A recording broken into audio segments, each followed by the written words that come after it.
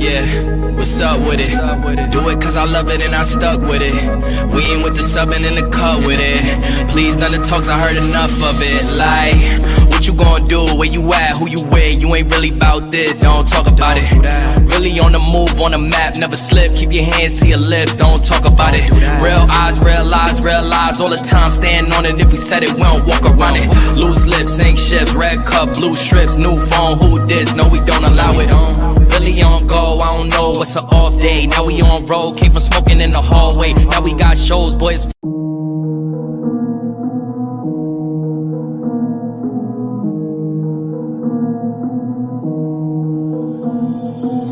Yeah, what's up with it? Do it cause I love it and I stuck with it. We ain't with the subbing in the cut with it. Please none of the talks, I heard enough of it. Like, what you gonna do? Where you at? Who you with? You ain't really bout this, don't talk about it.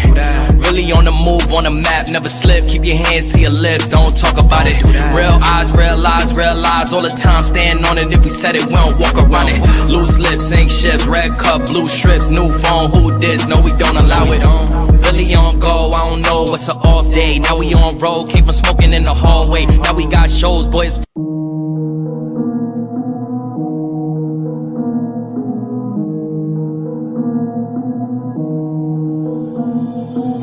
Yeah, what's up with it? Do it cause I love it and I stuck with it. We ain't with the subbing in the cut with it. Please none of the talks, I heard enough of it. Like, what you gonna do? Where you at? Who you with? You ain't really bout this, don't talk about it. Really on the move, on the map, never slip. Keep your hands to your lips, don't talk about it. Real eyes, real lies, all the time stand on it. If we said it, we don't walk around it. Loose lips, ain't ships, red cup, blue strips, new phone, who this? No, we don't allow it. Really on go, I don't know, what's an off day. Now we on road, came from smoking in the hallway. Now we got shows, boys.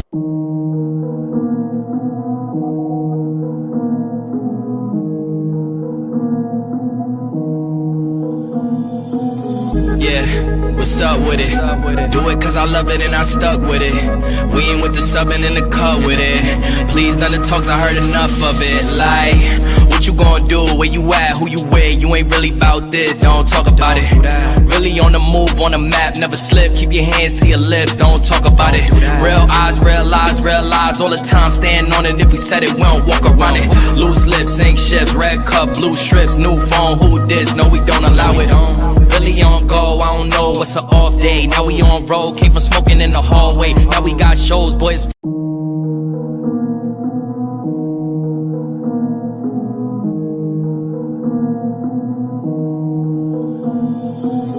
Yeah, what's up with it? Do it cause I love it and I stuck with it.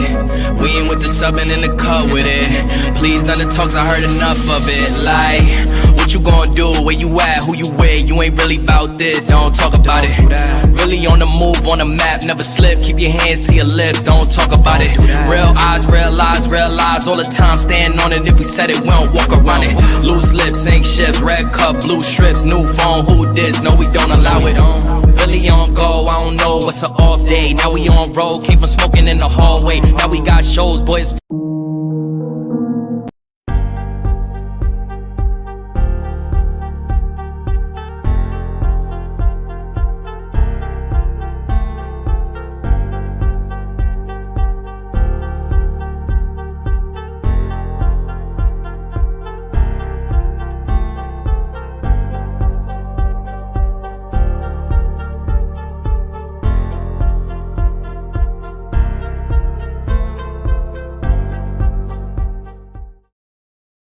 Hey, what's up, everybody? Welcome to another edition of Walking This Way's Impact Force Podcast.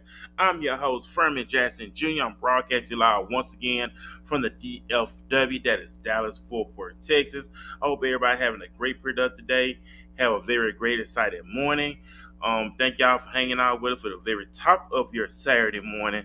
Of course, we know this is already March 18th, 2023. You know, we talk about this all the time. We are already in the third month of 2023. I hope you're getting things done. I hope you're getting things accomplished. I hope you're mastering some things, move some things out the way. But most importantly, you are making impact in your life. And the most important thing, we want to make progress. You want to make progress. You're not making progress for anybody else, but you want to make progress for yourself. So I'm very excited to be with you one more time. I also want to go ahead and introduce my great co-host as well. Ursula, how you doing this morning? Good morning. I'm good. How are you?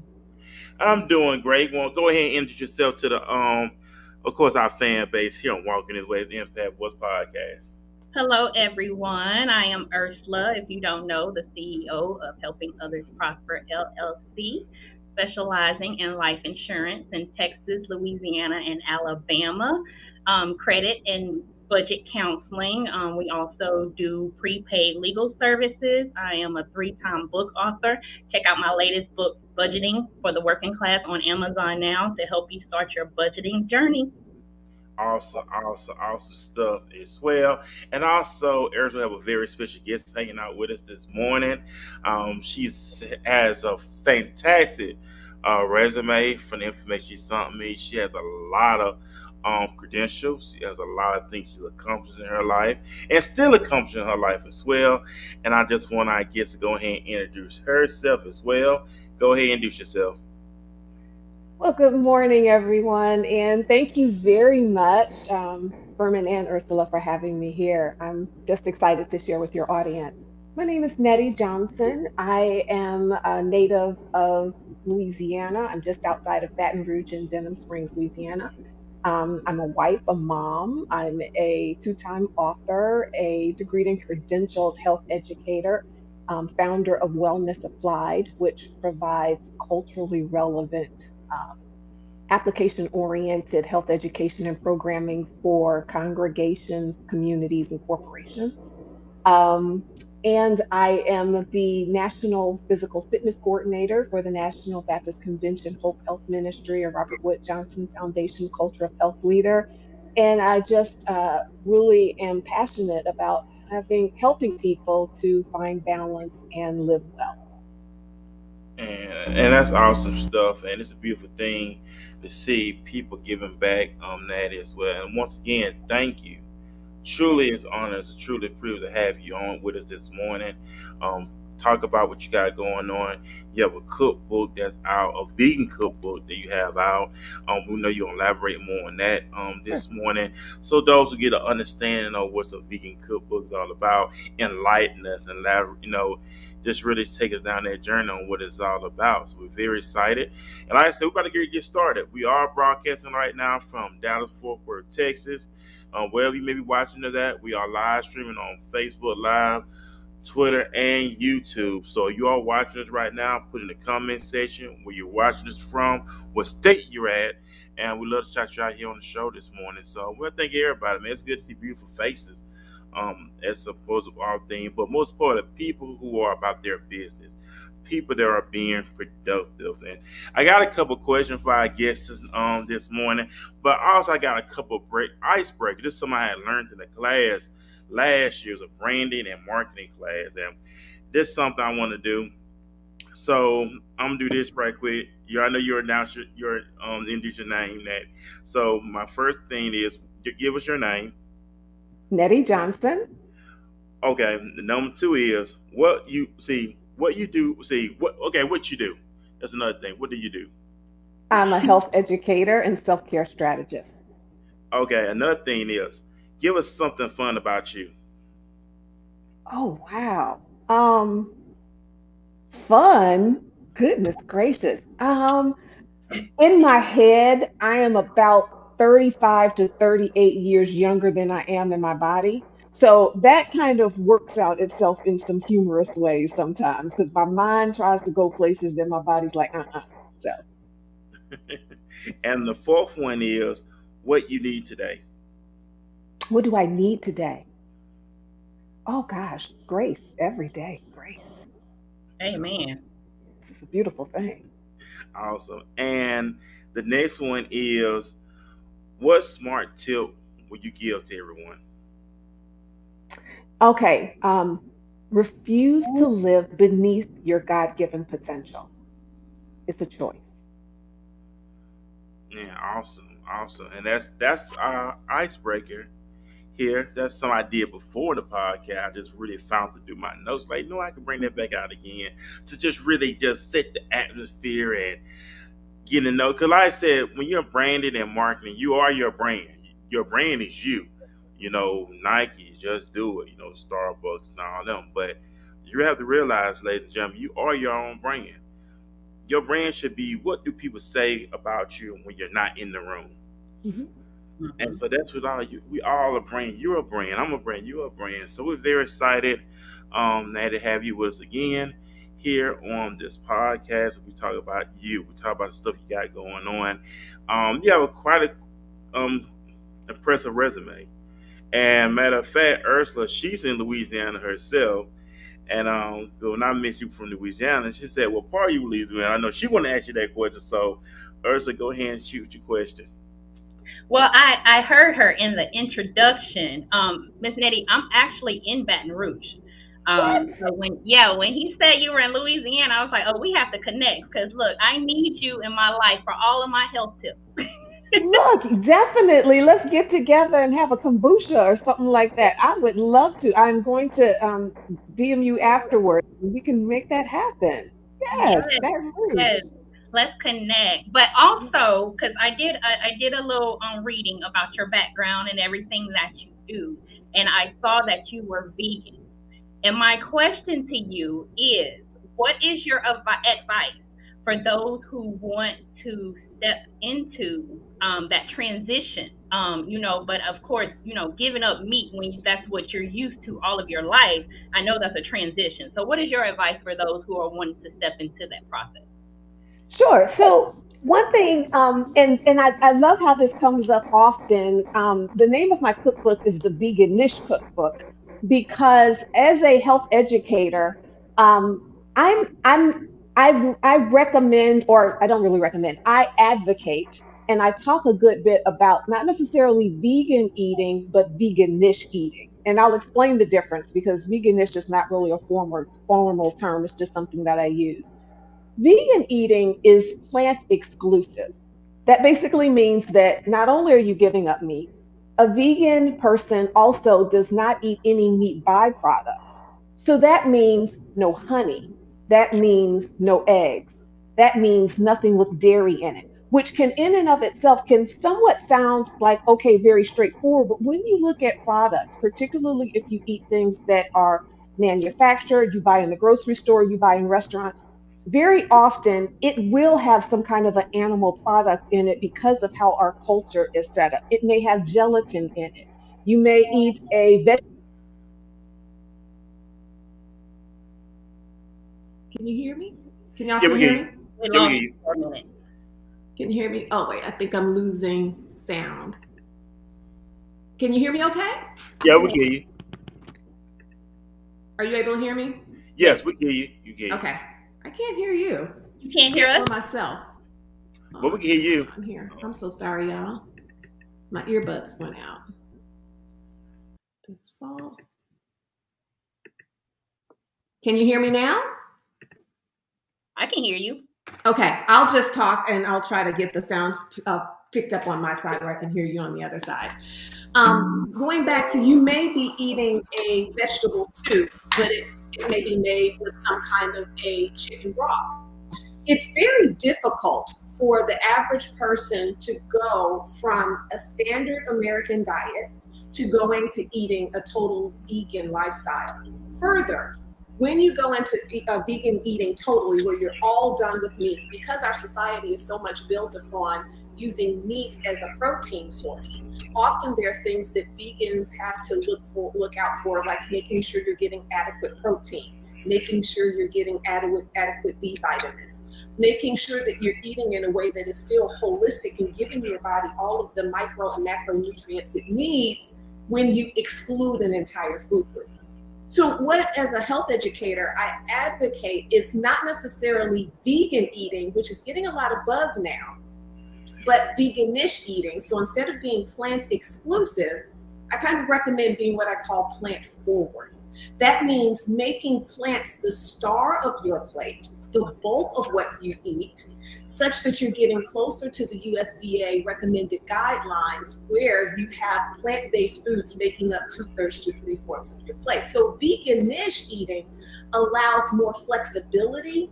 It allows you to also be more sustainable and to also do it in a healthy way. Let me just add one more thing. A lot of times when people go vegan, they just say no meat, but they're not necessarily eating healthy.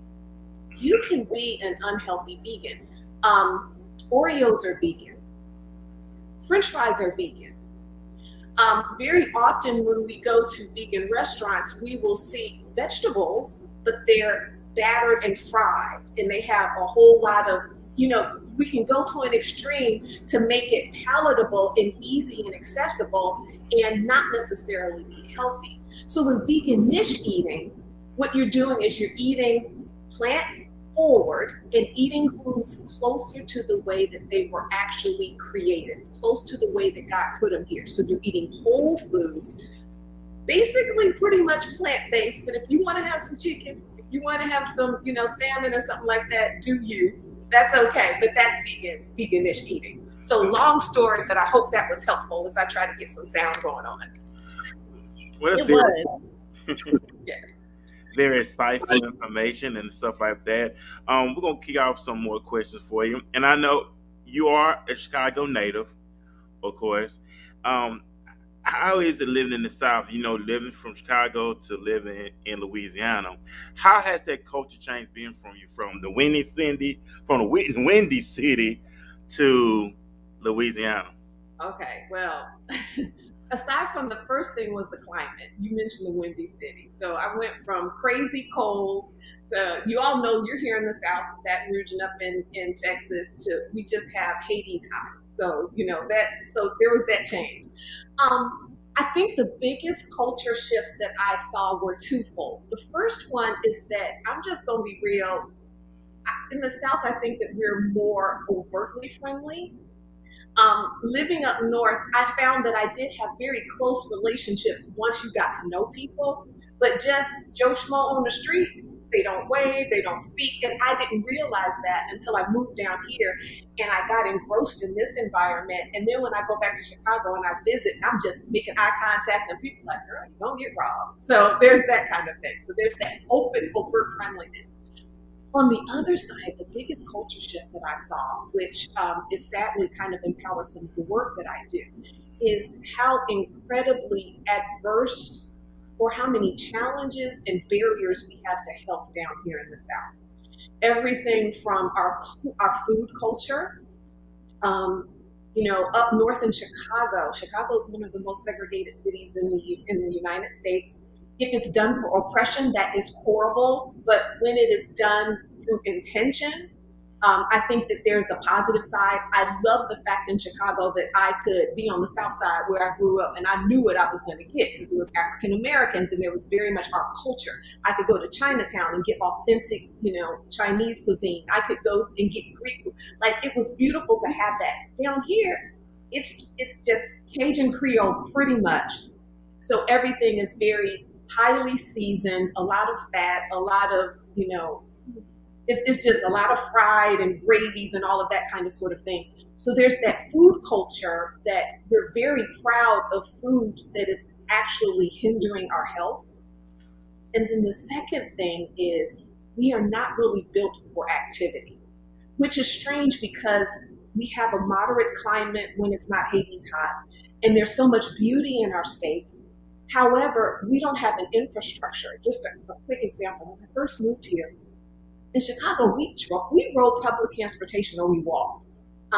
If I was going to a store that was a mile away, we had cars, we were moderate income, My dad was like, you're not getting in the car. You walk to the store and I'm just used to walking. I'm used to getting on the bus. When I first moved down here, the grocery store was about 3/4 of a mile away. I have a car.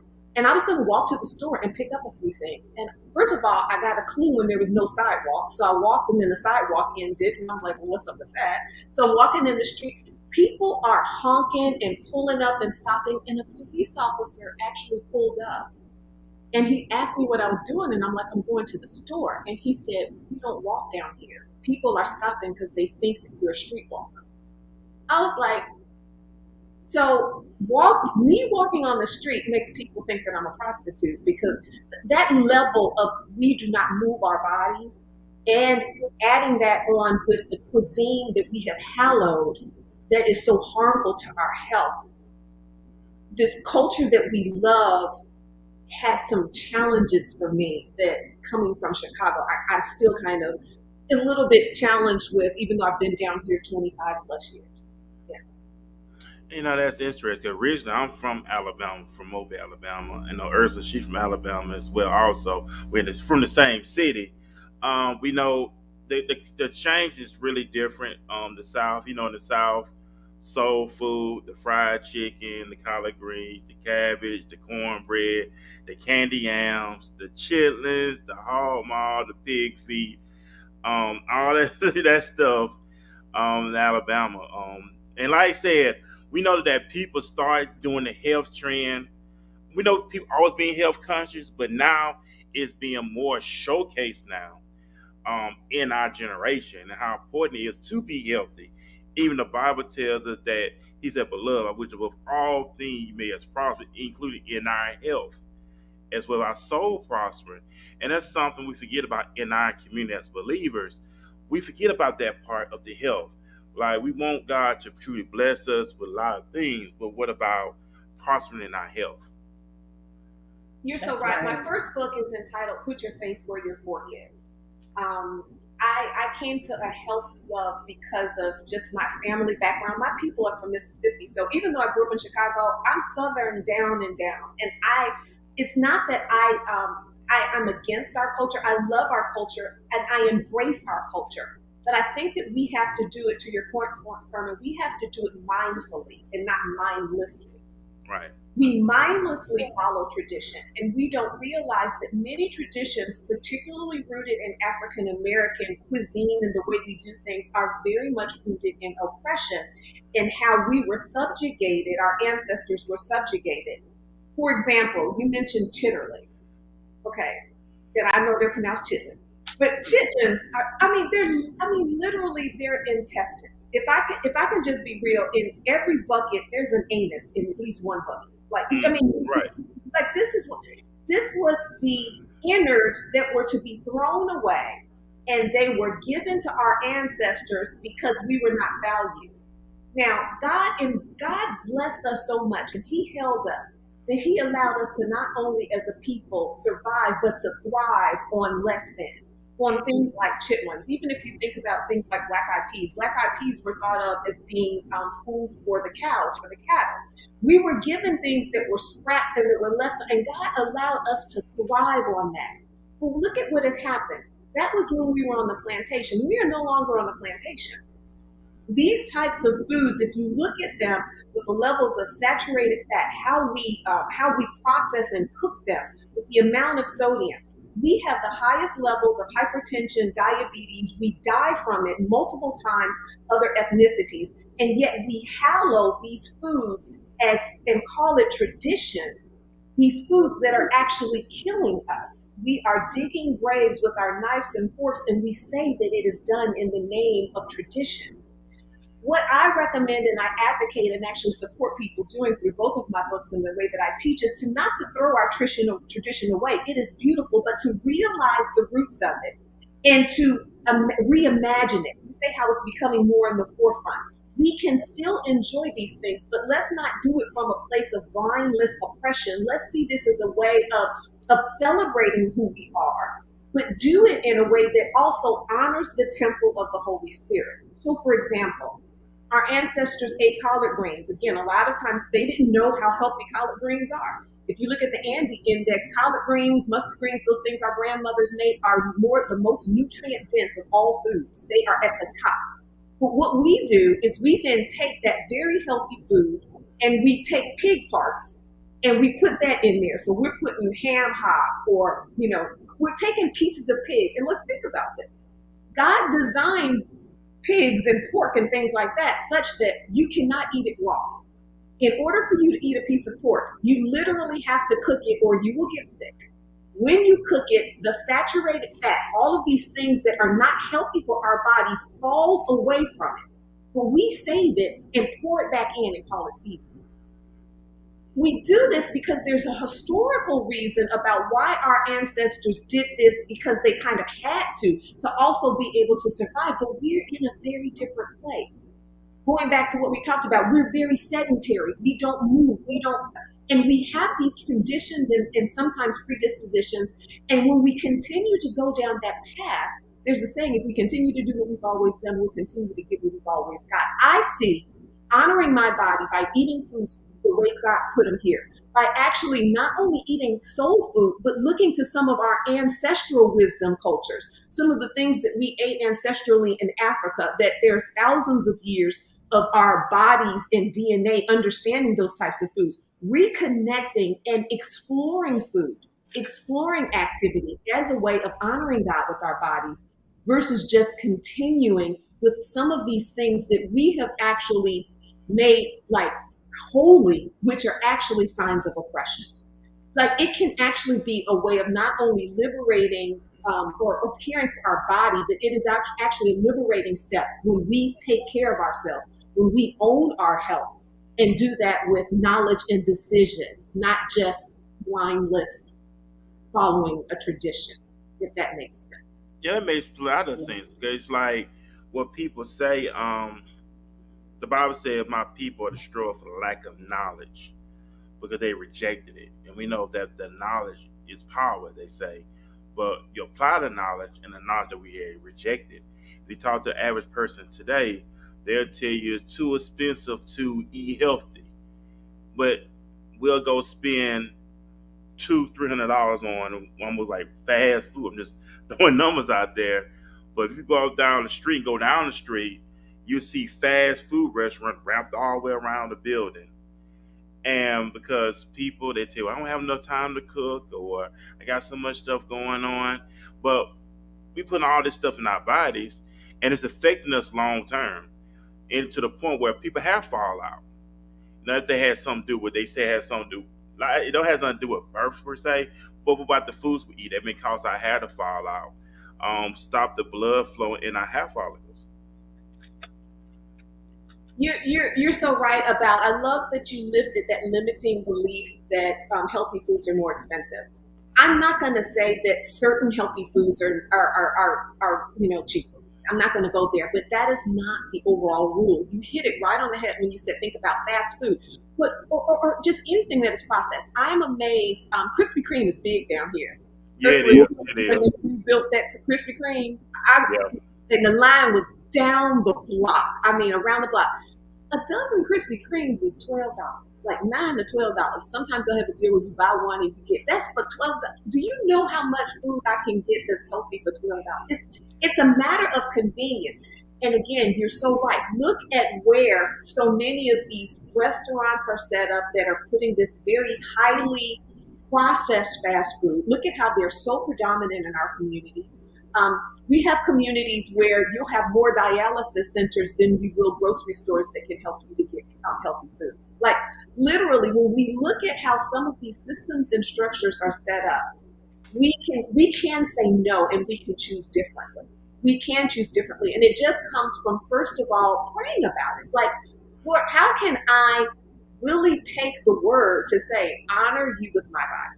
How can I take the word that says that this is a temple of the Holy Spirit? How can I take this truth and make it practical in our living? And for me, I grew up, I was overweight most of my life.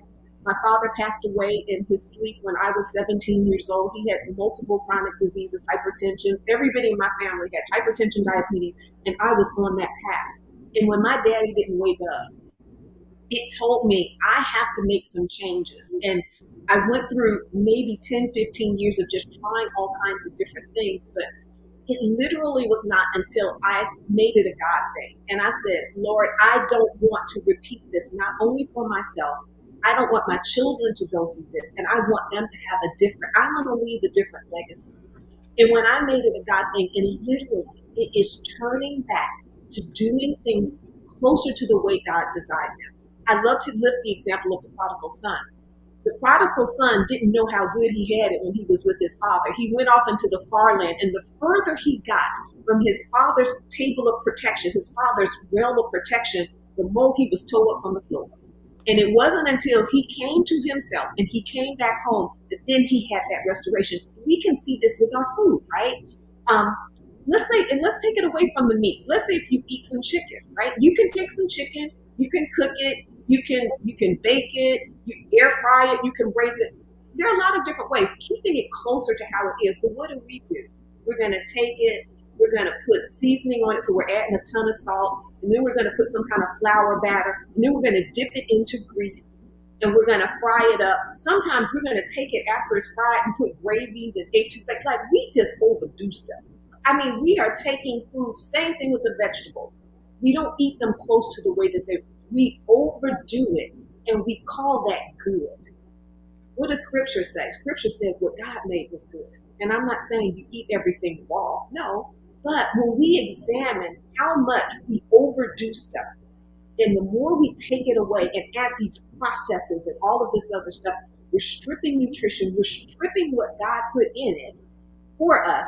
Then we get sick, and then we go take medications that are chemicals that have side effects, and we start this process that is very much driven around capitalism, putting money into pockets that are not in our community, right? Yeah. Not caring for ourselves, and we just follow along because it is our culture. So the biggest thing is to re-examine our culture, to own our culture, right? And to not just continue to go along with what has been set up, but to stand in it and to start from a biblical basis and then take practical steps so that we can leave a more healthy legacy going forward. Yeah, that makes a lot of sense. Ursula, do you have anything you want to ask? Well, I have a lot of different things that you mentioned and you touched on. So the first thing, when you mentioned the food culture, because of course, down south, like you said, is completely different, but especially living in Louisiana, right? Because the seasoning is on steroids here in Louisiana. So that was one thing that I caught. Also, as far as when you said that we are no longer on the plantation, because we have that conversation on this podcast a lot about the slave mentality and changing your thinking. And I'm a person who likes to read, I like to research, and just understand your true history and what everything came from, like you mentioned, about why we were eating pork, our ancestors were eating pork, and why we, had the scraps and the leftovers when they were on the plantation. So, and of course, as a Black woman, we're prone to so many diseases. So you want to be more healthy. And then I was reading the comments about how much we spend on fast food. I'm big on budgeting. So it's like if you go over your bank statements and you're looking at how much you spent today on eating out and tomorrow on eating out, you can take that money and you can have a healthy diet instead of always choosing convenience. Yeah, it makes sense. What you're saying, and that's what I'm glad you brought that up, Ursula. Budget. You hear that word budget? We talked about this last Saturday, on the show. When people hear the word budget, they think that's a dirty word for somewhere. It's like, ooh, budget. That sound, but they don't realize millionaires, billionaires operate on a budget. Fortune 500 operate on a budget. Your job operate on a budget. If you're an entrepreneur, you operate on a budget. So why is the normal mind think budget is a dirty word? And it's not. It's a good word. It's a healthy word, because when people hear that, and I know social media is a gift and a curse. They say they got people, they put this stuff out. You can live a glamorous life and ball till you fall and make it rain and all this other stuff. And that stuff just gimmicks. That's just stuff to sell us. The thing is all about that, but the same before you know it, you broke, sick, and disgusted. Exactly, and budgeting it can't be trusted. Budgeting is a part sick and disgusted. It can't be trusted. So you're right. Social media there's so much fronting going on. I mean, this stuff that is so fake, and it's not really showing the truth of it. And to be honest, you know what? Being whole, being well, and well is not just, health is not the absence of disease. It's a holistic thing to say that all aspects of our existence, that means this, my relationships first with God, with other people, my financial, my money's right, my health is good. All of this comes together. You know what? That's good. That's hot. not just all of this fronting and looking, um, trying to have a certain look. And budgeting, I really do want to connect with you, Ursula, to kind of push that forward. Finances are huge. And budgeting, I don't know who said this first, but it's like instead of wondering where your money went, it's simply telling it where to go. It's Right. directing your money instead of wondering. And so it's going to go one way or another, right? It comes back to that whole thing with the food. We can, and I come back to that statement at the very beginning, we can refuse to live beneath our God given potential. We do not have control of everything, right? That's the part what we can't control, we leave to God because He has control of everything. But God wants us to do our part. And our part is doing what we can. Going back to what you said, Herman, taking knowledge that is so readily available to us, right? And then we put it into practice because applied knowledge is where the power comes. Sometimes we can know stuff and still be living just as scrappily as we want to. We can know what to eat. We can know what we should do with our money. We can know these things, but until we actually put it in place, until we apply it, that's when we see change. And we don't have to try to change everything all at once. Small steps done consistently can lead to big results. And if we focus them on, make it a God thing, He brings the increase. He can enable us. He will empower us. He can direct us. He can provide the way, but we have to care. And the thing that is so interesting is that we are so often caught up in just going along with the culture. Like you said, when it comes to how we deal with our money, how we deal with relationships, how we deal with our health, that we're not even thinking about it until things totally fall apart. And then we go run into it. And He's there all the time. He's there all the time. But again, that's why I'm grateful for grace. Because even when I come with that run, He's still there. And there's help that's available. And that's it, Nat. And that is just like learn how to be a free thinker, learn how to think for ourselves, learning to be ourselves. And I hear people all the time, we have may done it before. Well, we want to do things to impress people. I heard that somebody had a conversation a while back, and what they were doing is like you trying to impress people who's not studying you at the end of the day. If I'm gonna do something, for Furman, I'm gonna do it for Furman. I'm not gonna do it to impress people. But you hear people, yeah, I'm about to get to have this big extravaganza, and I'm spending like 600 or 6,000 on it. It's like puffing yourself up to be something you're not. If you don't do it for you. I don't have to do it to impress people. That's what people do. They do stuff to impress people. I was saying, keeping up with the Joneses. Right. And we can't move in silence when we're trying to get attention of people who aren't even paying us attention. I agree, 1,000%. And I tell guys all the time. I'm talking about this. Stop leading with your wallet. It's for some reason they tell guys lead with their wallet. It's all about money, clothes, and status. Doing all this stuff to gain what for what? Something you okay? I'm gonna ask you. I'm gonna say this. If you do something for you, if you do something, do it for you. I agree. If you want to look nice, do it for you. You want to exercise, eat healthy, do it for you. If you want to get yourself together, do it for you. Never do anything to impress people. I'm going to say this. What happens you do all this stuff, and I'm going from a guy perspective. You do all this stuff, fellas, but you don't never get the woman that you want. You get all this working out, I'm going to get her to do all this stuff, and you never get her. So that means what you're going to do? You're going to stop doing it? No, you do stuff for you. You do it. It starts with self first. And I know that people are really focused on self-love, focus on me, because everything start with you first before anything else. I just want to throw that out there. That's good. Let me see. They said hard lessons to learn. Stop leading with your wallet. It's very necessary. Yeah, that's true. Hey, fellas, stop leading with your wallet. And then if you get played, that's on you. I mean, don't lead with your wallet. Don't have. Let me say, I don't know what we're talking about this. Some women are not impressed with your financial status. I'm sorry, she's not impressed with it. So it's like, stop leading with your wallet. It don't get you nowhere. I just want to throw that out there. That's something free. But let's get back into health.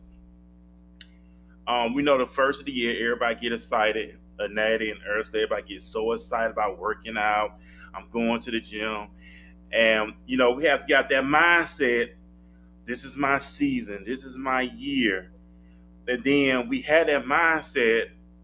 but based off our emotions, but then we don't follow through. I'm a person, I believe if I start something, I finish it. And I believe in that. Just like when I did the show. I started the show in '09. I went through a setback in 2017, but then I didn't start back up to 2018. Because I started something, I want to see the end result.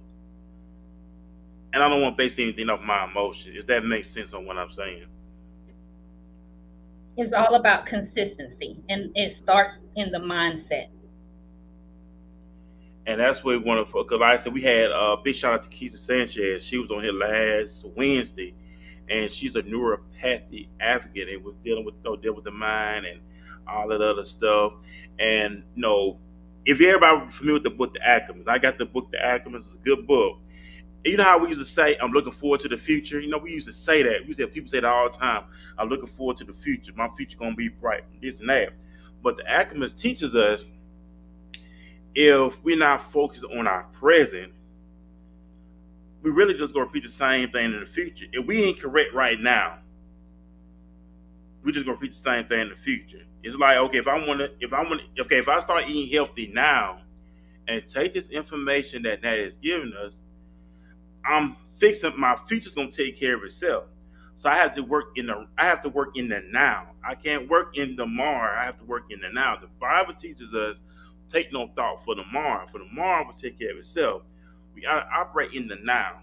And that's what we forget about. We forget about the now. So if I work right in the now, your future will be taken care of because you're fixing what's going on right now. If not, you're just gonna repeat the same thing over and over again. And I just want to share that as well also.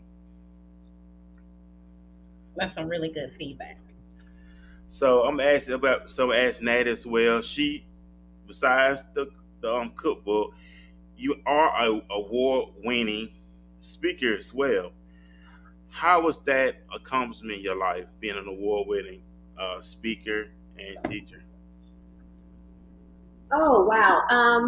It's interesting. Yesterday, I was sharing in a leadership training, and we were talking about that whole concept of finding your way and spiritual gifting and all of that about your shape.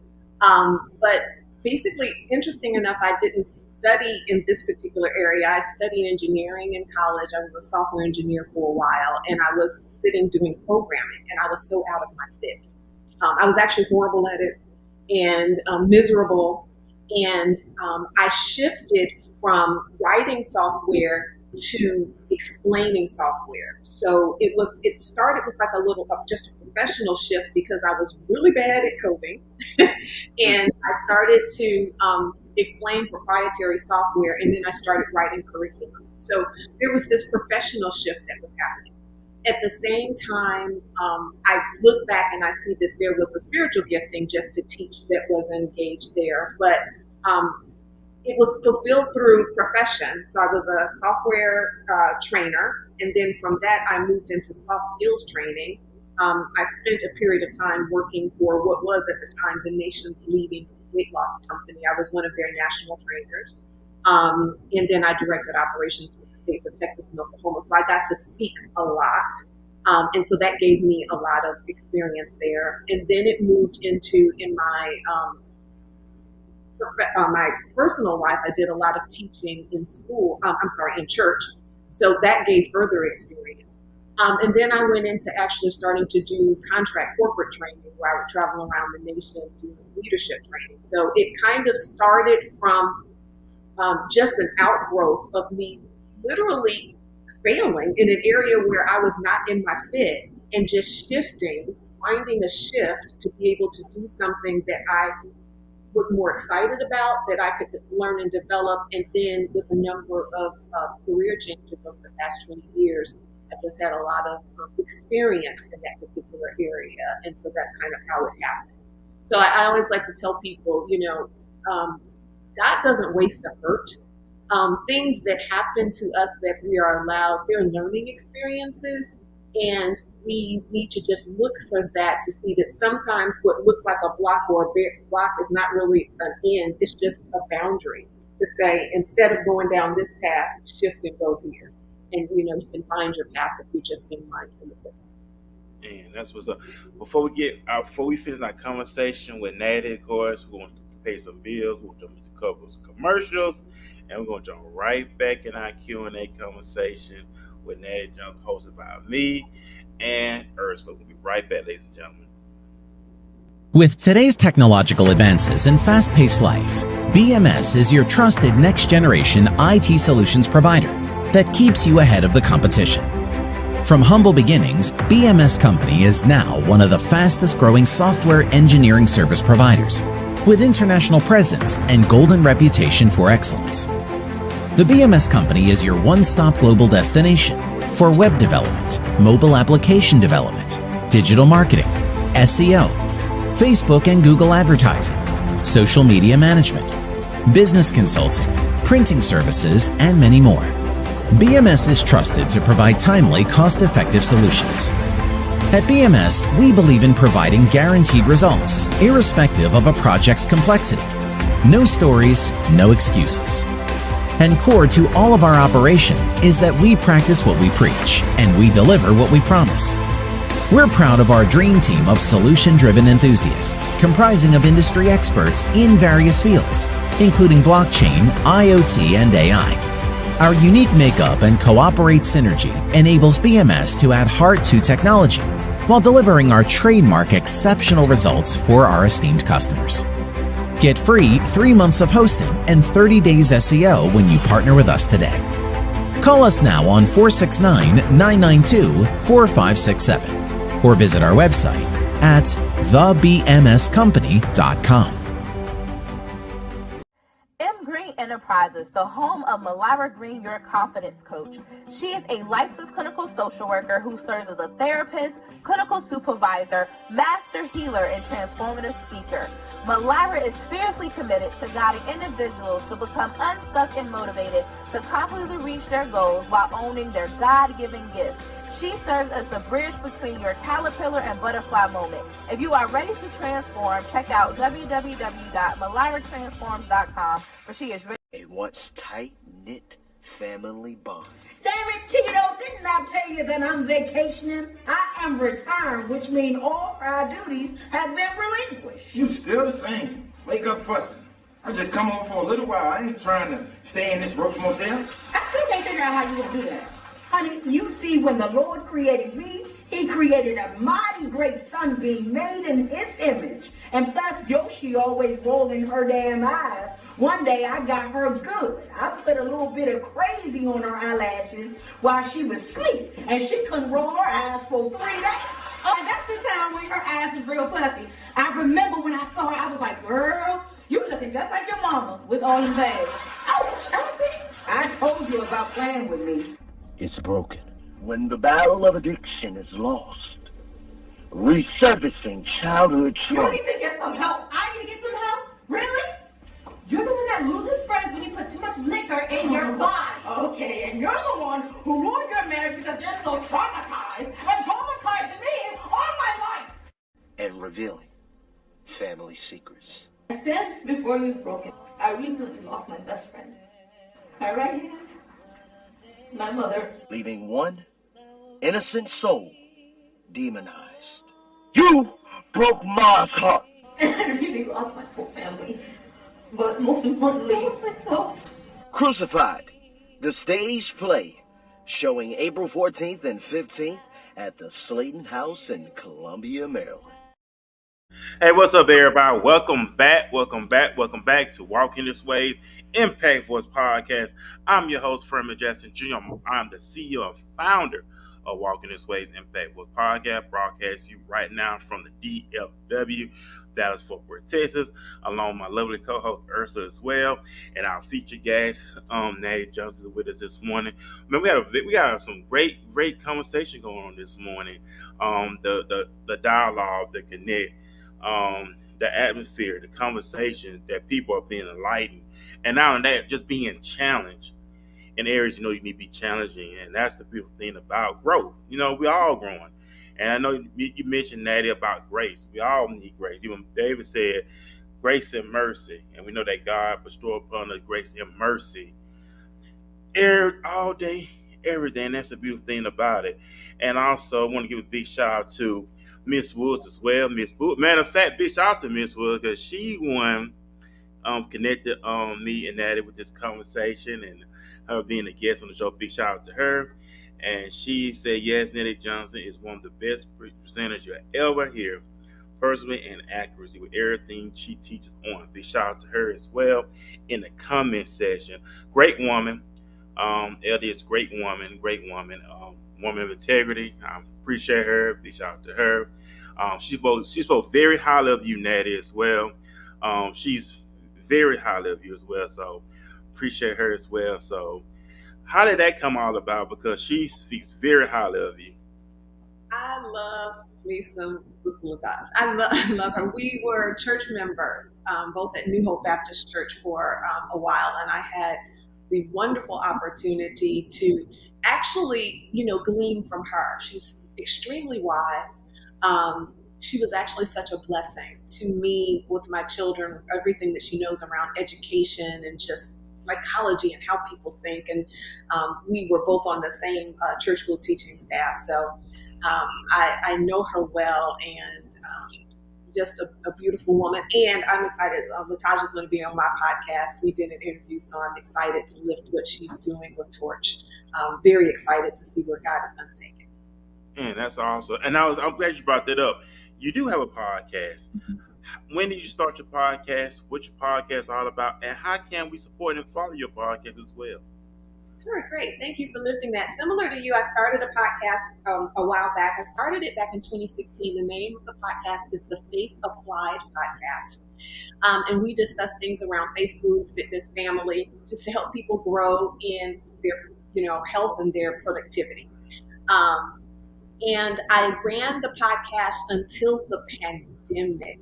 So actually, no, I started in 2018. We ran until the pandemic. We took a hiatus during the pandemic because as a health educator, so many areas of my work just shifted, and I had a change in priority because I was going into different areas because so much opened up, and I just did not have that time to devote. But it was laid on my heart to relaunch it, so it will be coming back. There are probably a little shy of 50 episodes now on all podcasting apps, or you can find it at faithapplied.today. And some new things are coming down the pike soon. Yeah, awesome. Congratulations on that. Keep up the great work. Amazing work. Like Ursula said, consistent is being consistent. And it does pay off, ladies and gentlemen. When you stay consistent, it pays off. You know what I'm saying? You may seem like it don't, but it do. And you find something that you love to do. You find something you're very passionate about. And once you find something you're very passionate about, what you going to do?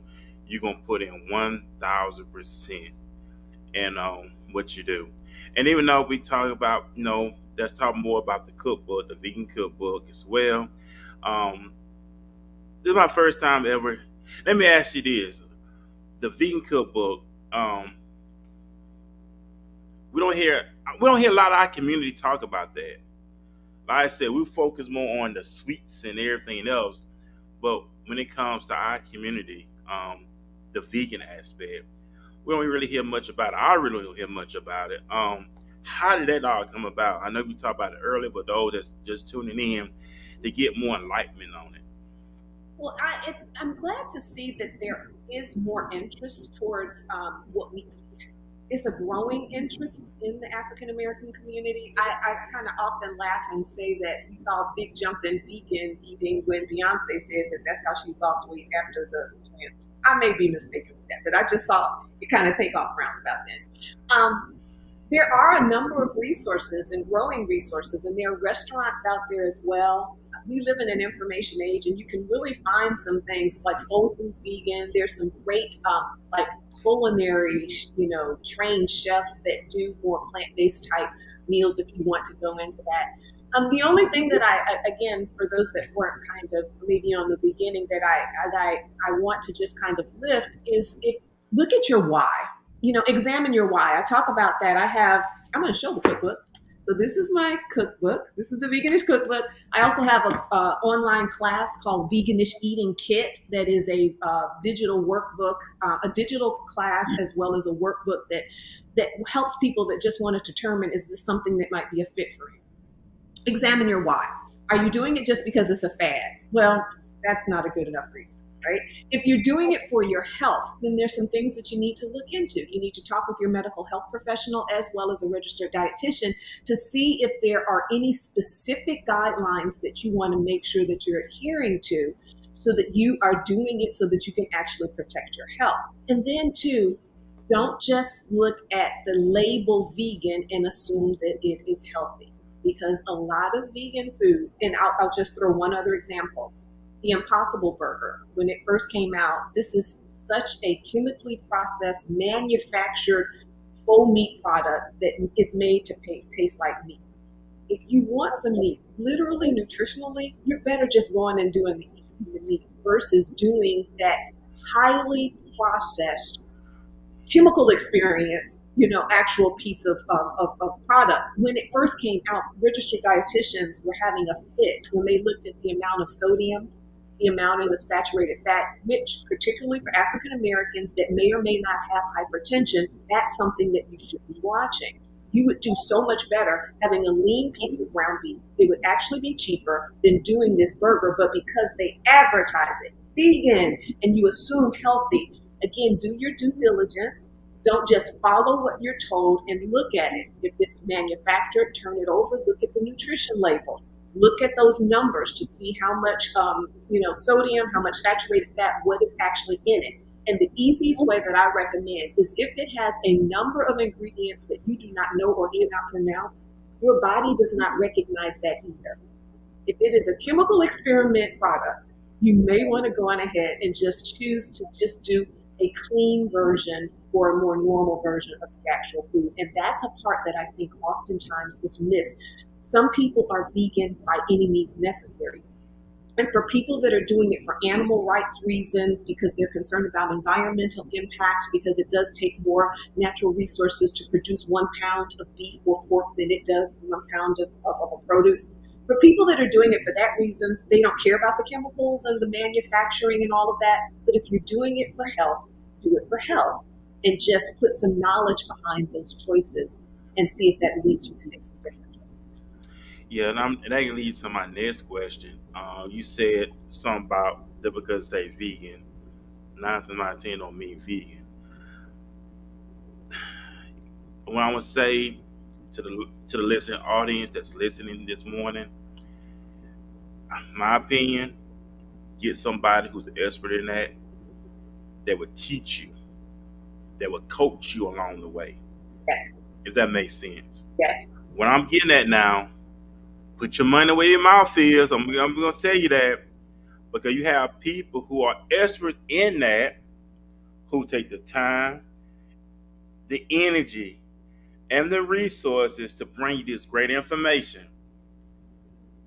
I would say this: find you somebody who's an expert, do your history, do your research, and invest in yourself. Registered dietitians are great. And a general thing around health is, as a health educator, so I don't prescribe anything. That's for medical professionals. I kind of just share general information. One thing to be careful about is whenever you're going to someone and they are part of a specific mode of going, they're going to push that like just straight. If you want to learn about keto and you go to somebody that's a keto advocate, they're going to tell you it's the best thing in the world and they're going keto, keto, keto. If you go to a vegan person, if you go to somebody that's selling herbs, they're gonna just be so focused on because they have a bias. It may not be intentional or not, but they have a bias. When you go to a well-rounded, like registered dietitian or your medical professional, sometimes they may have a bias as well, but they're going to be more open to options. They can also have access to things like your medical records, your lab work, so they can give you a more informed opinion. So just kind of keep that in mind when you're making decisions. Y'all, we only have one body on this side of glory, right? We have one place for this soul, and it is worth not only a financial investment, but there's also a time investment. It's worth putting a little bit of attention and time and investment into making sure that we're making educated, informed, God-focused, and substantiated decisions about how we're going to care for our lives. And that's what's up. I know we pressed for time. It is a question and comment session, Nettye, right quick. Is that Nettye, what is your insight on the raw vegan route? It is extremely, it is very, very, very limited, and it takes some intensity. It takes some intensity. There are some medical research studies out there that do lean towards some of the benefits. You will also see some medical research that says that there are some deficits that are there. And that is going to be the case for any food program that excludes entire groups of food. So again, if you want to do that because the benefits are attractive to you, I would loop in with your medical professional to look at your lab work, to look at your health history, and to see if that's going to be in alignment with you. Man, It that's is awesome. hard to sustain. Man, that's some awesome stuff. I know I know we got some time, and I know Nettye have another engagement we have to get to. We appreciate you as well. We're gonna have to do a part two on this, ladies and gentlemen, because this is some great information. I know we can get it all in one day, but we're gonna have to do a part two, Nettye, very soon, and really schedule so we can come back on so we can finish this up. Because there's some great information, and I'm glad it is reaching somebody as well. So before you leave, do you have any final remarks for the listening audience? My final remarks are just a thanks to you, Furman and Ursula. Thank you so much for having me. I really do admire, and I will affirm what, your dedication, your thoroughness, the way that you present your brand, your consistency. You're doing some great things. So keep up the great work. And thank you so much for considering me and having me on your platform today. Most definitely. Keep the amazing work you're doing yourself. I'm gonna get with you again. We're gonna schedule a part two for this because there's some great information. So we appreciate you one more time. I give you your roses. I give you your roses now. Thank you both. Thank you. It's been a pleasure. Y'all take care. God bless and be well. Be well. Awesome, You as awesome, well, Nettye. awesome. And like I said, we want to finish this up, ladies and gentlemen. Like I said, this is a time that you really want to just love you. We say this all the time. Urs, we talk about this on the show all the time. You love you. You invest in you. And it took me. I'm 40. I'll be 41 this month. It took me at age 40 just to get this mindset of becoming you, becoming a better version of you, being who God made you to be. Everybody has some uniqueness about themselves. You have to dig deep down inside to find out who you are.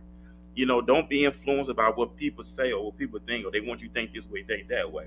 You remember, Ursula, you remember it was, we had imaginations.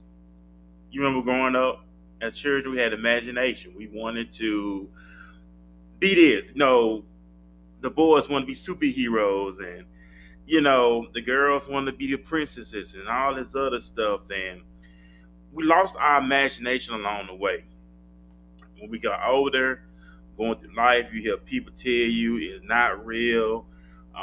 That's nonsense. That's foolishness. And we lost our imagination along the way. God gave us imagination for a reason, but we lost it. But now we want to gain it back. We have to break away. Go ahead, Ursula. What you want to say? Oh no, I was just agreeing with what you're saying because, like you say, people crush that imagination along the way, and we don't dream anymore. We don't, and we don't. It's just like business. Everybody want to start a business, but you may have somebody tell you, "Oh, don't do that. That's silly. That's just a waste of time." And what it does, it just crushes somebody's dream instead of just elevating them, lifting them up, and encourage them and give them the green light. They not like the Bible. The Bible said, "With God, all things are possible." Correct. Correct. Okay, it should be the same thing in our lives. That with God, all things are possible. Why are we putting the limits on ourselves? First of all, we limit ourselves in our own thinking. Because look at, we already prejudge ourselves already. Oh, I'm not good enough. I'm not pretty enough. I'm not handsome enough. I'm this, I'm that. And we put this stuff on our lives, ladies and gentlemen. I know I've been there before. Been there, done that, and I wore the t-shirt. And you get all the good information you want. Somebody can tell you all day long, "Oh, you handsome. You're beautiful. You're intelligent." But I'm going to say this. If you do not believe that for yourself, you're not going to see it. Yep. But even the Bible said David had to encourage himself. So we gotta learn how to encourage ourselves as well. And that's something we never really do, Ursula. We look for everybody to encourage us, but we never encourage ourselves. What is it? What's that thing? What's the word I'm looking for? Help me out. The affirmation, I think. When Need you, affirmation. yeah. No, I'm saying that I know women. Y'all do that a lot. I'm saying you women, y'all do that a lot. But What do it's you mean? because a lot of women do that. I don't really see guys really. They don't think highly of themselves. You know what I'm saying? Like guys don't think highly of themselves. There's Like, women with low self-esteem too. yeah, A lot they of are. women with low self-esteem is I'm too fat, or I'm too short, or my hair ain't long enough, or yeah, women have self-esteem issues too. Yeah, that's true. But also, it's like you tell yourself, "I'm gorgeous." You tell yourself now. Men are doing it now because of the beliefs. Is now we're learning to believe in ourselves. We're building our confidence. It's Right, like and I know we are like, for example, if a guy pursue a woman, he has fear of she's gonna tell me no, or they want it, but then they're scared. And we psych out because that shows us our okay, you have to value yourself. That's what I want to say. Value yourself. Or I may not be good enough. Or I may not be handsome enough. She might not want me. You be amazed on who will want you because we got it's the limitations. right, We break on ourselves. right. So even that comes in a part of already rejecting the situation before you even approach it. Right. Because matter of fact, he just I'm just using an example. He's already prejudged you already in his mind, and he don't even hadn't even spoken the one word to you. You know what I'm saying? Because he Exactly. already played in his mind. She's gonna tell me no. I'm not good enough. I'm not tall enough. I'm not short enough, or I may not have the the financial status, and that's what this junk they pushing out too. They telling guys it's all about your money, clothes, and status. Okay, I'm telling you that some women not into that. I'm telling you, they're not into that. You can have okay. Who watched the show Desperate Housewives? It was a show Desperate Housewives. Okay, they think it's all about money and status. Okay, one of the ladies on Desperate Housewives, I think it's Eva Longoria. I think is her name. Okay, her husband was rich. He had money, but he was not giving her what she wanted. He was not giving her what she needed. But then she met with then she sat in the affair with the pool guy. And I'm not justifying. I'm not saying I'm not condoning adultery and nothing like that.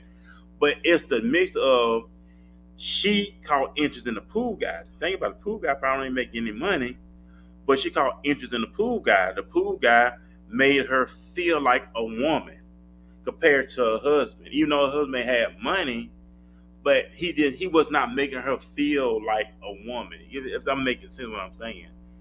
It's all It was, about not to cut you off, it was more so of being present. It's not about what you can offer me if you're not actually there in the present. He wasn't giving her time. He wasn't giving her, we as a woman, that's what we want, especially if you're already established. Like you said, there's women out there, they don't want your money. They don't want anything that you can offer them other than the love and the attention and the affection. So if you meet a woman like that who's already established in life and she just wants that connection, it's not about what you have or what you can offer. exact, and that's what I hate. That's what these social media are teaching these guys. It's all about your money, clothes, and status. It's not. And I'd say this: if I want, okay, it's not wrong with having money. You know what I'm saying? But you get the money for you. You want the nice clothes, do it for you. You want the nice house, do it for you. You want the what else? You want the body, you do it for you. Don't do it for anybody else. Let's say you want this woman and you go, "Oh, I'm finna hit the gym," and I'm just using we're just talking about this. Okay, I'm gonna hit the gym. I'm gonna eat healthy. I'm gonna do all this, but then you finally approach her and she tell you no. what's gonna happen? You're gonna stop. Exactly. You already lost. Or vice versa for a woman. You know what I'm saying? You want to look good for you, ladies. Don't do it to please a man. What happened? That man may not want you like that. You just gonna stop. And we have to get back to that urge, the love, the self love. The Bible said, "Love your neighbor as you love yourself." So if I don't, if okay, I'm gonna say this: if I don't love myself, I can't love Ursula. I'm just using that. I'm just using this as an example. We talk. If I don't love you, if I don't love me, how can I love you? Because Everybody loves Ursula Furman. well, I know that. I know that, but I'm just saying, like, okay, I could love you, but then I think less of myself. It's not good. I know that, but you know what? I like that mentality you got because you know what? Because you had that value about yourself. That's why you made that comment. You didn't say, "Well, you may not love me, but everybody loves me." That's the mind that you have. But if you say that to somebody average, oh, why you feeling yourself? You're supposed to feel yourself. You love you. Well, you know what? It makes me think about something that Nettye mentioned earlier. Make it a God thing. When you know who you are and you know who you belong to, then you have that confidence, because I know that I belong in the kingdom of heaven.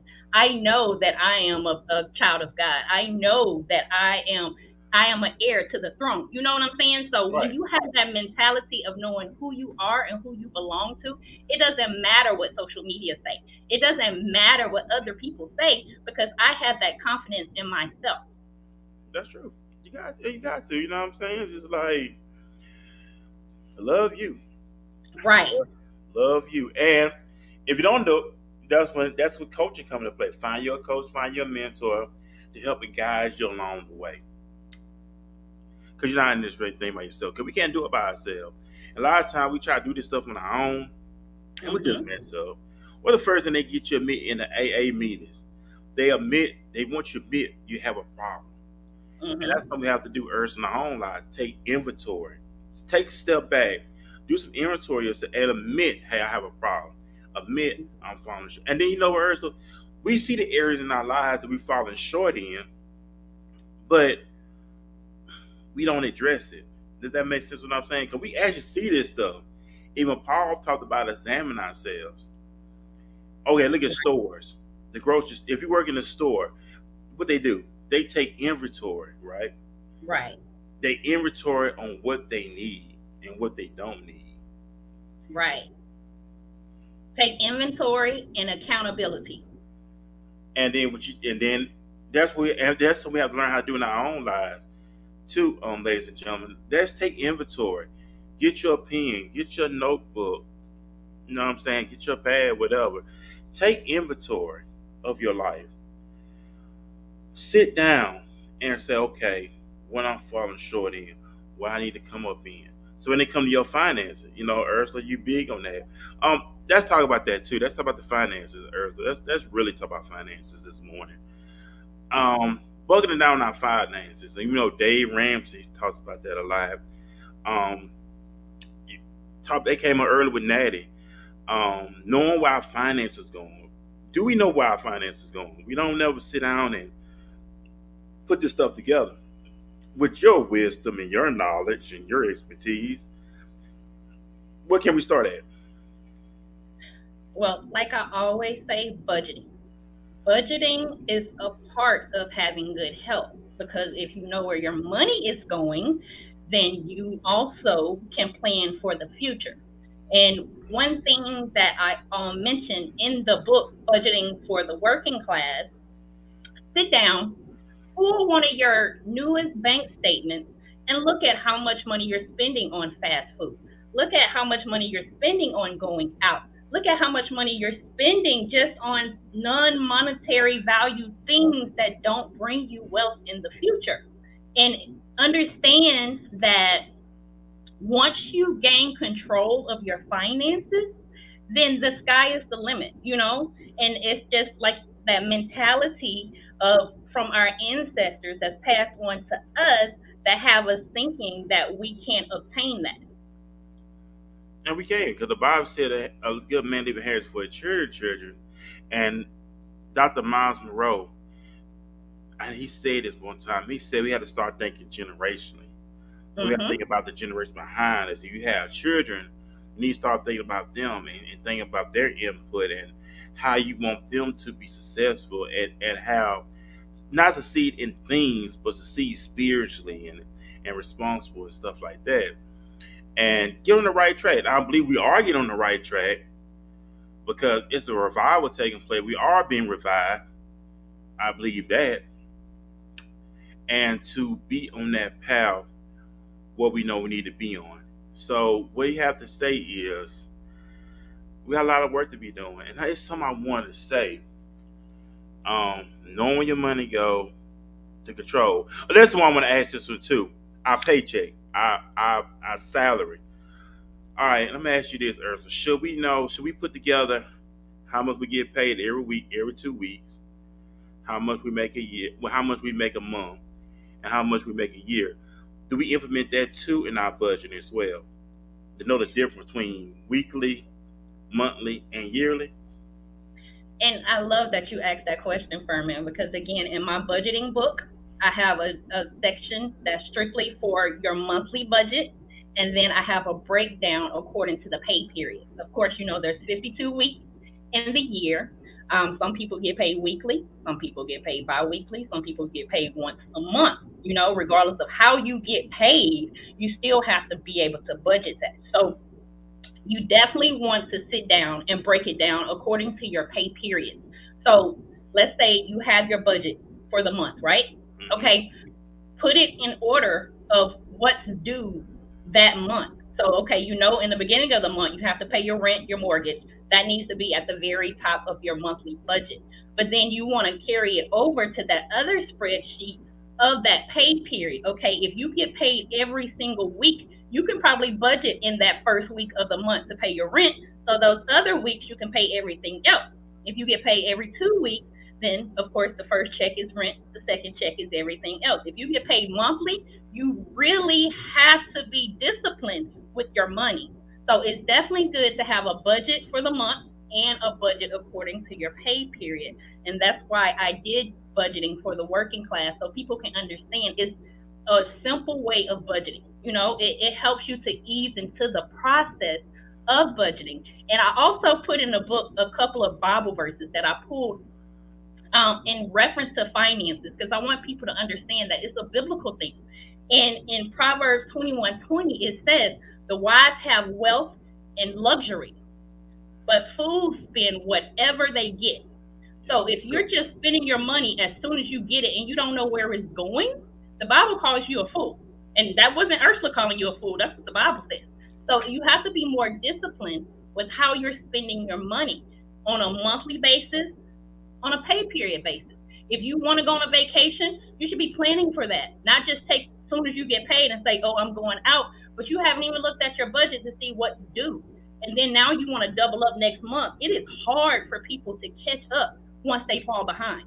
And if you don't have the finances to do it, then now you have to go get a second job. Or now you're stuck in a payday loan cycle because you're not doing buy downs to get out of it.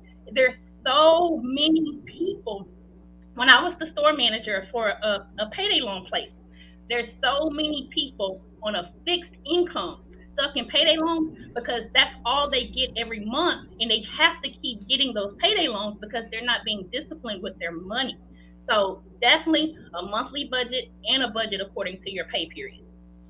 Yeah, man, this stuff is very important. Let's talk about that too.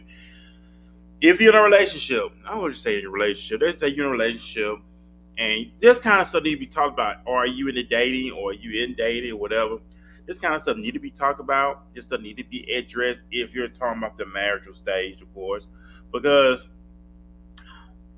some people are just, you got somebody who's saved, and you got somebody who's spent a lot, and they butt heads. That's why I believe you should talk about this stuff in the beginning. If you were talking about marriage and stuff like that, if you're not, then it's not important. But we have to address the elephants in the room.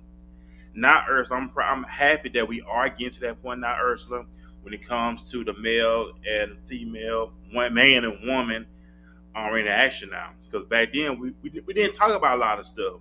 You know, we're talking about mental health now. We're talking about, have you been sexually assaulted before? We talking about are you an addict? You know, this kind of stuff we're talking about now. How has your relationship been with your parents growing up? This kind of stuff we're talking about now. How you are with your finance, your credit. This kind of stuff we're talking about now in our generation compared to what this stuff never talked about. Yeah, it's all about, oh, he look good, she look good, let's get married. But we don't know anything about each other. But now it's come to the forefront where now, not everybody, but some people now are starting to feel each other out before they make that decision and say, okay, we're going to spend the rest of our life together. Right. And the most important thing in dating is transparency. Yeah, because you want to. Go ahead. Yeah, because you want to know who you get involved with. You know, it was a movie a long time ago. It called Sleeping with the Enemy. And a lot of times we could be sleeping with the enemy and don't even realize it's too late.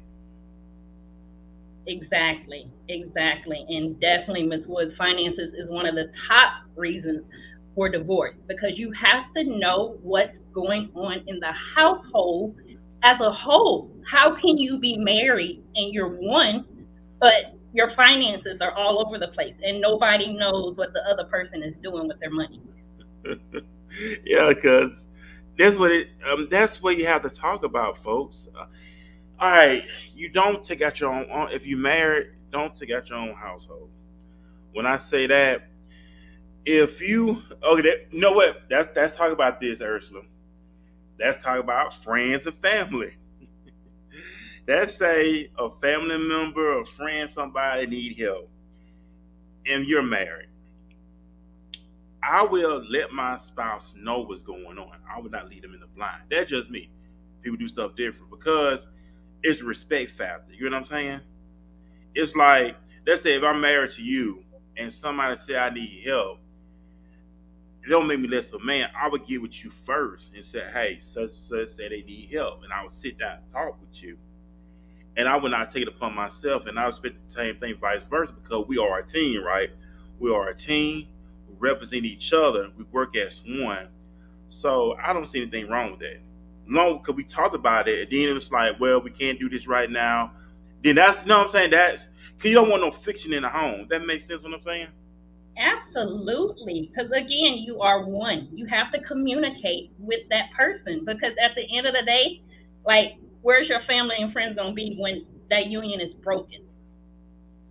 Because of, oh, I needed a loan, or oh, I needed, or what about the family members who all of a sudden they move in and you ain't even told your significant other that you owe?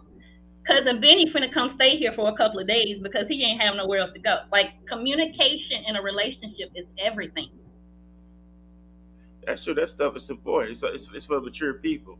Yeah. Hey, if you miss something, hey, that's another thing. Friends, as he got friends coming to town, and you know you married. You know you got. That's what I believe. If they say I'm married, I would just say I'm married to you per se. And if I have male friends that come visit, they come visit me, all right? But okay, talk to you, whatever. But when I leave, they should leave. Exactly. Or vice versa, female. You have female friends. When you leave, they should leave. That makes sense what I'm saying? Exactly. I had a conversation with someone about that before, you know, and it's a level of respect, you know. Yeah. Even if you have nowhere to go, why would you want to sit under the same roof with somebody else's husband or wife? Right. Yeah, not saying that you don't have any insecurity, don't trust them, but it's just a respect thing. Because if I got guy friends that you at home, and I got a guy friend, they didn't leave when I leave, because you come there to see me, you're not coming to see her. You know what I'm saying? But right. So, or vice versa, you have female friends. When you leave, they should leave. Why you hanging around for? Can you see the little skits on these videos where, and this stuff is real, folks. This stuff is really real. And you see this stuff on these videos where the husband come home and her friend is half naked. She wearing the little shorts, whatever, the ultra top. She knowing she's married, and then look for the wife. She gone somewhere, and the guy is being tempted to sleep with her. You know what I'm saying? This stuff is actually happens in real life. Right, right. And it's the mentality of people. Like everyone is not built for a relationship. And if you know you have that mentality of, oh, she not gonna tell me what to do, or oh, he ain't gonna tell me what to do. I'm still gonna do what I want to do. At the end of the day, you're not built for a relationship right now. I agree. I agree 1,000%. The Bible said when you marry, you no longer twain, you one, so you one flesh, right? So I believe in that communication. We're working together. We are a team, right? So if we gonna win championships, we gotta be on the same page. You know what I'm Right, saying? If we building a dynasty, we're gonna be on the same page. You want to have a successful marriage, we're gonna be on the same page. We want to right, make sure we have successful children, we're gonna be on the same page. I don't care what society say, Ursula. I believe marriage or relationship could be a beautiful thing. Because the right. Bible said, how can any two walk together except they agree? It takes two willing people, ladies and gentlemen, to make something work. I don't care what nobody say, oh, these relationships hard. No, your relationship hard. Because when you with somebody on the same page, y'all make beautiful music together. You make Right. beautiful music. But um, partnership, working together. Oh, another thing I would say this too. I would give you your time. I would not smother you. I want you to smother me as well. We're just talking on the show this morning. If you're in a relationship with somebody, man, y'all give each other time too. Fellas, you hang out with the guys and girls do something with the girls. You gotta be under each other all the time. What they say, I don't need to keep counting you. If you going out with friends, you're gonna say, hey, Furman, I'm going out with friends. I'm gonna say, have a good time. I'm not finna say how long you gonna be gone, who you gonna be with. I ain't finna do all that because I'm the man. So if I'm the And man, I'm handling my business at home. I ain't got to worry about her going nowhere because I'm handling my business at home.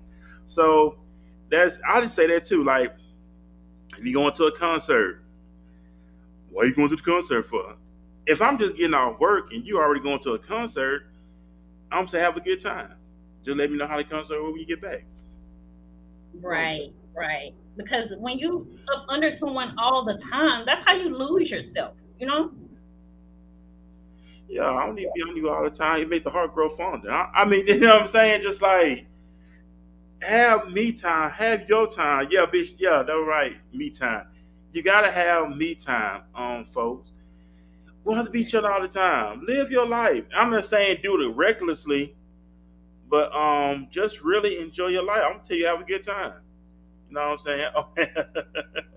But Right, I'll just say have a good time. That just because we got a bond. We got a special bond that nobody can break. That's what I'm right. thinking. And it's just so and it's some things you want to do by yourself. It's some things Yeah, you want to do together, and it's some things you want to do by yourself. right, right. And you have to have that trust. You have to have that trust. Yeah, have that trust. Have that, and don't and fellas, don't be insecure. Don't be insecure. Let me tell you that insecurities run. That's the number one thing a woman do not like. First of all, she's scared of you. If you're insecure, she's scared of you. When I say she's scared of you, because her life gonna be in danger. Because a lot of y'all be beating on these women, all this kind of crazy stuff. Man, don't deal with that. Run. I don't condone that. You got insecure women out there too. Ladies, if you're insecure, you don't get with nobody. Get some professional help. Fellas should do the same thing too, Ursula. Get some professional help. Because I don't deal with no insecure person. You question Right, everything, questioning and every 5 seconds, what you doing? You get out the bed. Where you going? I'm going to the bathroom. Where you going? right, I'm going right. to work. I gotta go to work. Why you gotta go to work for? Got bills to pay, got stuff to do. And if you've been in that type of environment, if you've been in that type of relationship, if you know that you have those insecurities, if you know that you have those issues, if you know that you've been in a toxic relationship that created those insecurities, give yourself time, give yourself grace to heal. You can't jump into another relationship when you're carrying that baggage. That's it, man. We're talking about some great stuff here on the podcast on the Saturday morning. We had a great time. Of course. Let me see. Let's read this comment. What it say? But insecurities are real.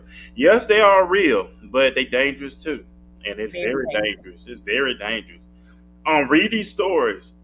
Matter of fact, read these stories. And I learned this not too long ago, Ursula. Read these stories on how women lost their lives due to a rejection. Cause she Yes. told, cause, and you Google this stuff. It's some real stories. Yes.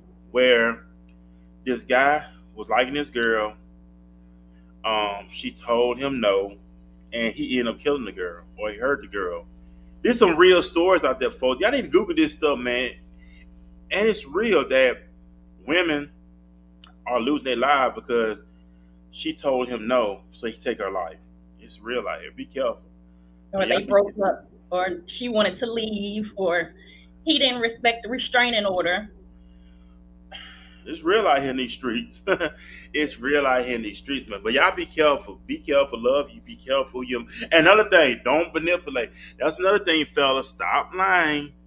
Don't manipulate her. You tell her what you want, but she gonna tell you no. But at least you did tell what you want. She's gonna tell you no. Especially if you come out being creepy and thirsty. And that's another thing. A woman is not like a man, well, a male that's creepy and thirsty. So if you creepy and you thirsty, she's not gonna give you the time of the day. So be careful what you say, how you say it.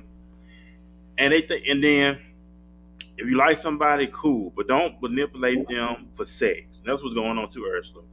They feel like, oh, I'm taking her out to dinner, I'm buying this stuff. A Now you lot got of to that. give me sex.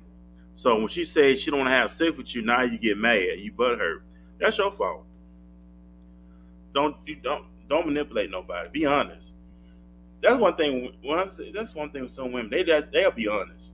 Some guys, and I had a conversation a while back about this, Ursula, and this guy said he liked it. No, he didn't like the girl, and this is what he said. This is what he said. Um, he wasn't feeling the girl, but he slept with the girl.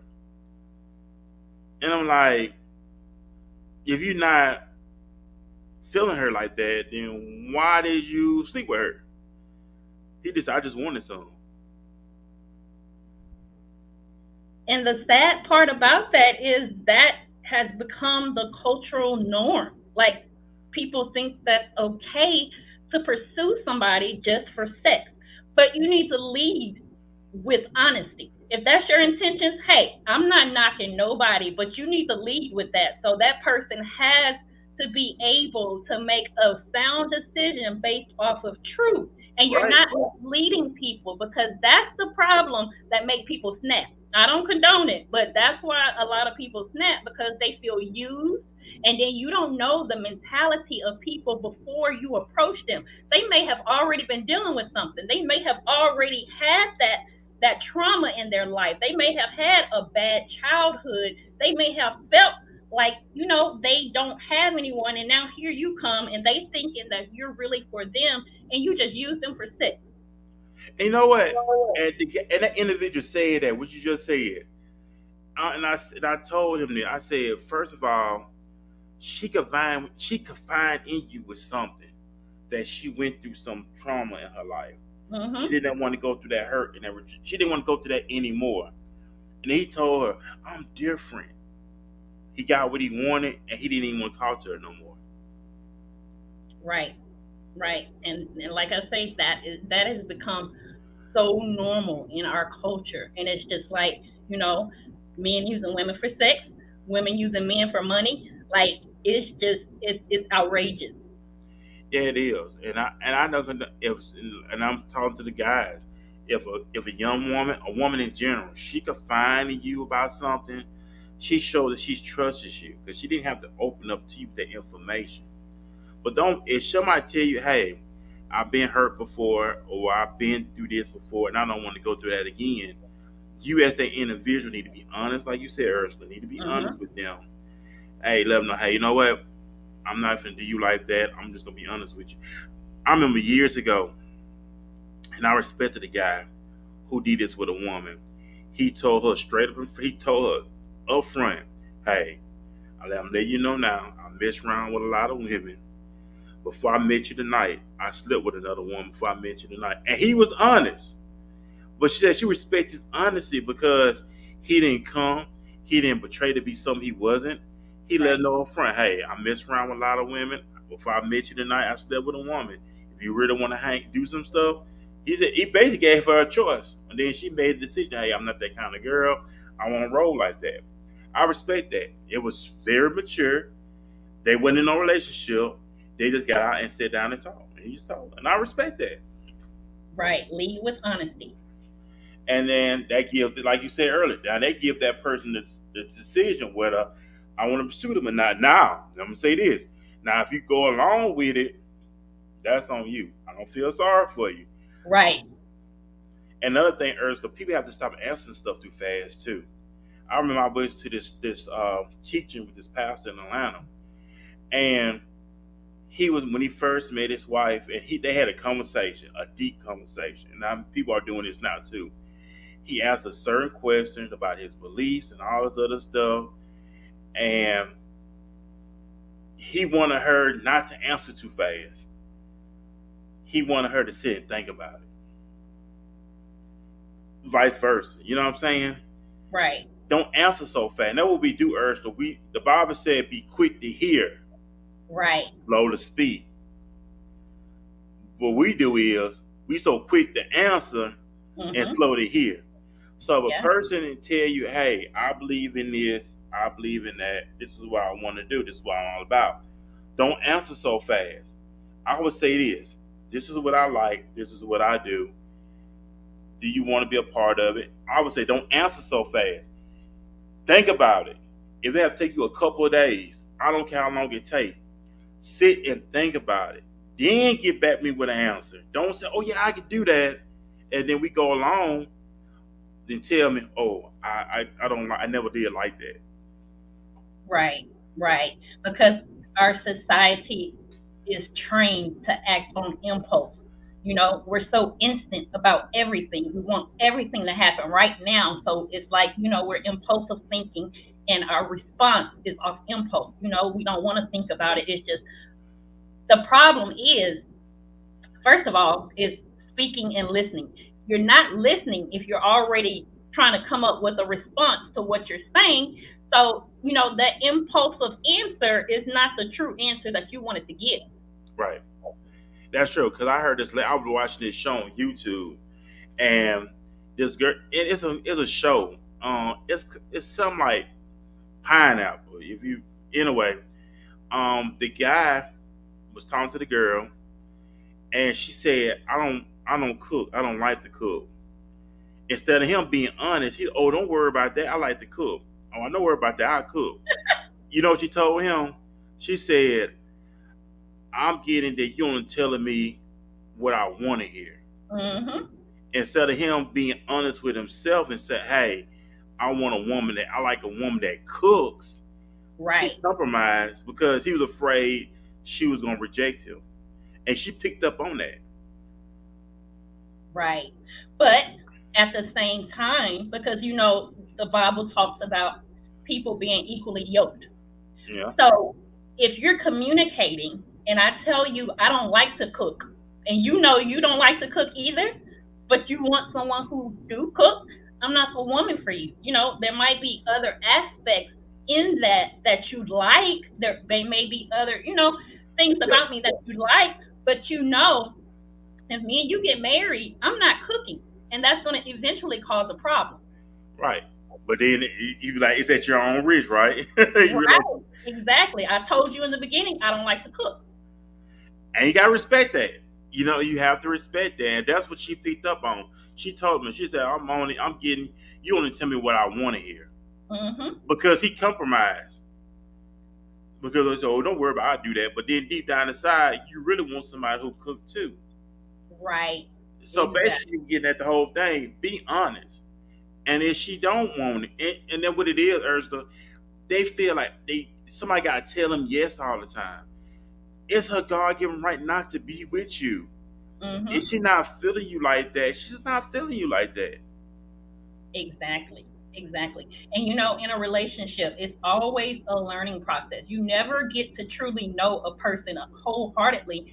Every day is a learning process. And It is. once you're living under the same roof with that person and you're learning them and their bad habits and the things that they do and like and don't like and all that other stuff, you're going to have that in the back of your mind from the beginning of the introduction. Oh, she said she didn't like this, and I really didn't agree with the fact that she doesn't do this or she doesn't like to do that. And now you're under the same roof and you're catching all of the other stuff that she doesn't or does do, and it's just like that's going to escalate into something bigger. Even though you said you didn't mind then, it's going to play a part because now you're putting all of those different pieces together. Oh, she did this, she don't do this, and it's just going to blow up. And that just comes from being afraid. We so afraid of Hmm. each other. The Bible told God told Jeremiah, "Don't be afraid of their face," and that's what it is, Ursula. It's that fear.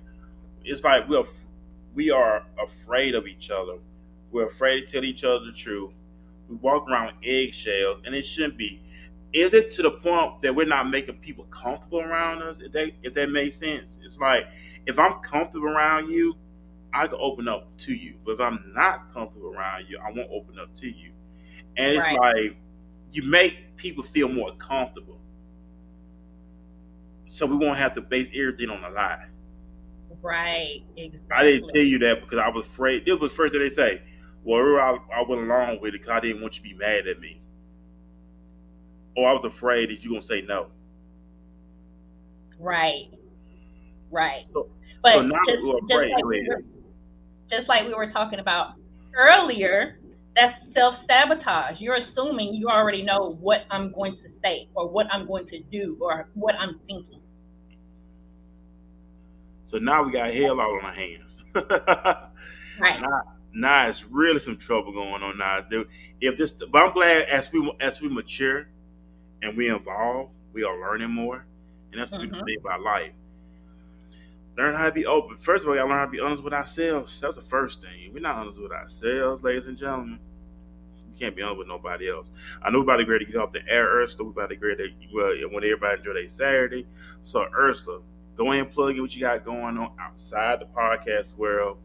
How can people plug in? I know you got the book out. That's on Amazon. Go ahead and plug it in. Check out Helping Others Prosper LLC. Go ahead and visit the website and make sure that you subscribe so you can get updated financial literacy information. We specialize in life insurance, Texas, Alabama, Louisiana, as far as life insurance, investments, things like that. Also, we do credit and budget counseling. We also do prepaid legal services. We're spreading financial literacy all over the U.S. Check out Budgeting for the Working Class on Amazon and also Reconstruction 1 and 2. And that's awesome right there. And like, ladies and gentlemen, we're about to get off the air. I want you to have a great Saturday. Also, remember this: remember the graveyard. Everybody had one thing in common. They thought they were gonna see the mark, and they didn't. Let's live life like it is our last. And most importantly, what was said from Nettye, from Ursula, from myself. Hope it's something that resonates with you. I'm feeling good. I know you feeling good, Earth. I'm feeling good. You can take on the world now. Man, you Yes. can take on the world no matter what comes your way. You can take it on with a smile on your face. Man, y'all have a great Saturday. We'll be back here Tuesday night, prime time at 7 p.m. Central, 8 p.m. Eastern, 5 p.m. Pacific Standard Time. We thank everybody for the support. And most importantly, man, I'm very excited. I did my very first interview for Dallas Ford Magazine. I posted a link on my page. I got another one coming out on What's Up Dallas Magazine. So a lot of work been doing. Oh, big shout out to Coach Shay. She's gonna be speaking tomorrow along with Miss Woods with the Women with Purpose tour tomorrow here in Arlington, Texas. Big shout out to those ladies. Big shout out to Sabrina Ford. She's the host of Hidden Image Podcast here in DFW, and she's the founder as well. Big shout out to her. Big shout out to Nettye Johnson as well. Big shout out to you, Ursula. Big shout out to the Quorum, family, friends, you name it, co-workers, whatever you want to say. We love y'all. We really do. and we want y'all to win. We want y'all to succeed. We want y'all to conquer. Be consistent in what you do. Just get some urgency about ourselves. Remember, let's keep evolving. No, Earthly, you evolving. I'm evolving. Let's evolve, man. Let's get better with our lives. It starts here first. So, Starts in the mind. you're right, Earthly. Starts in the mind. But we go all day, but we got to leave the studio. So we overtime. But, man, y'all have a great Saturday morning. Be blessed. Get some education on yourself. Not just book smarts, but common sense as well. Some common sense about yourself. Man, y'all be great, man. We're going to be back here Tuesday night here on Walking This Way. Impact Voice Podcast. Be blessed, everybody. Peace.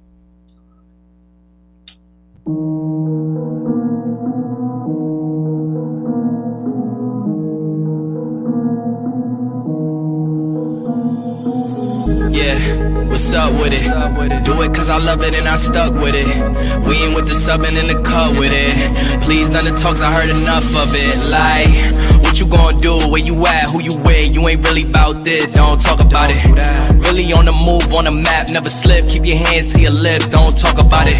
Real eyes, all the time. Stand on it, if we said it, we don't walk around it. Loose lips, ain't shifts, red cup, blue strips, new phone, who this? No, we don't allow it. Really on go, I don't know what's an off day. Now we on road, came from smoking in the hallway. Now we got shows, boys.